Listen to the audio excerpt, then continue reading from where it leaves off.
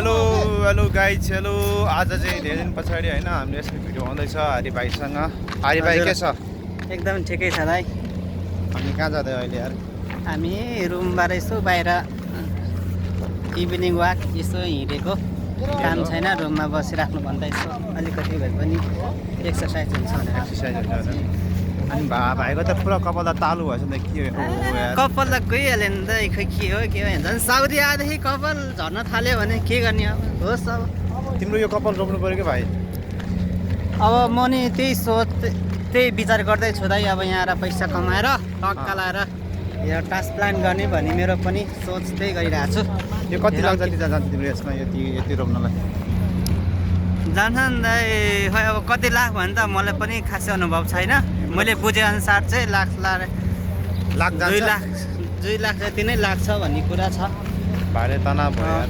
के भन्दा यार, यहाँ कपाल नभएपछि यस्तो है अब के गर्ने यार। अब हिँड्नलाई नै असजिलो हो नि, अब क्याप लगाएर हिँड्नु पर्ने अलिकति यार लाज मार्दो हुने है। तर केही छैन, कपाल नभए नि मान्छे ठिकै छ, त्यही नै खुसी लाग्छ। मनमा सन्तुष्टि छ, मनमा सन्तुष्टि छ। त्यो अब मेरो मात्र होइन, उनीको सबैको झरिहाल्छ। नहुनेको जन्मजातै झरेको होइन, पछि झरेको त अनि। भाइ के पहिला के नुन सुन लाग्थ्यो क्या पहिला यार? हजुर नुन लाग्थ्यो क्या? कस्तो नुन भने? नुनले त होइन, नुनले त कपाल फुल्यो भने के नुनिलो पानीले नुहाएको भन्नुभएको? ए नुनिलो पानीले।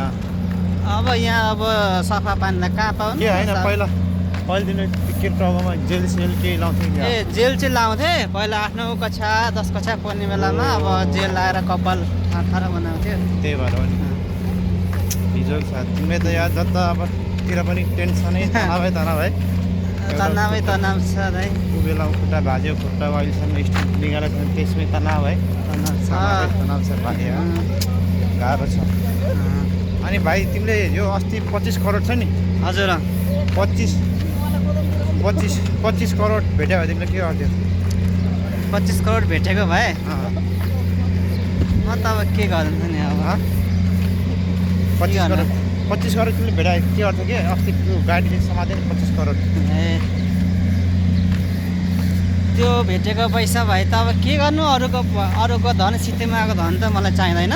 अनि तिम्रै भएको भए के गर्थ्यौ भने कि तिमीले भेटेको भए यदि तिमीलाई 25 करोड भेटेको भए सम्बन्धित निकायमा प्रहरीलाई खबर गरेर हुन्छ कि कसरी सम्बन्धित निकाय होइन त्यो पैसा त्यो कसैको होइन, तिमीले भेट्यो ल कसैले पुलिसले पनि दिएर तिमीले भेटेको भए तिमीले के गर्थ्यौ? तिमीले तिम्रो चाहिँ के गर्ने इच्छा थियो भने के गर्थ्यौ भने कि भएको भए त सोच अब एउटा काठमाडौँमा घर ठहराउँथ्यो होला।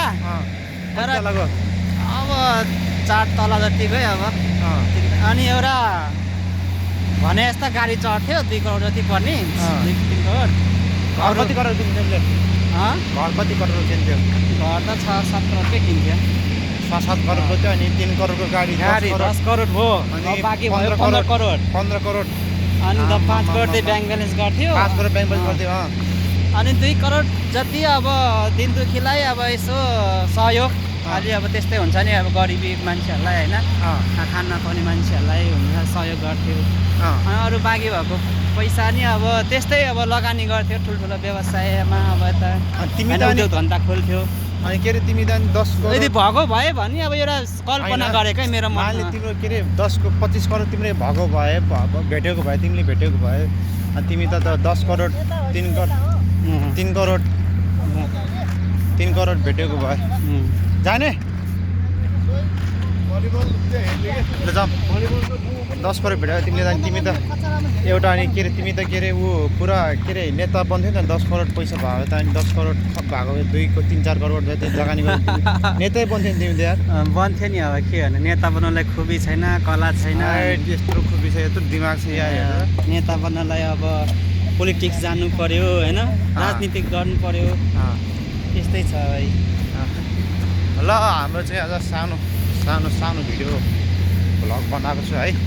तपाईँ के भन्नु छ तिमीलाई?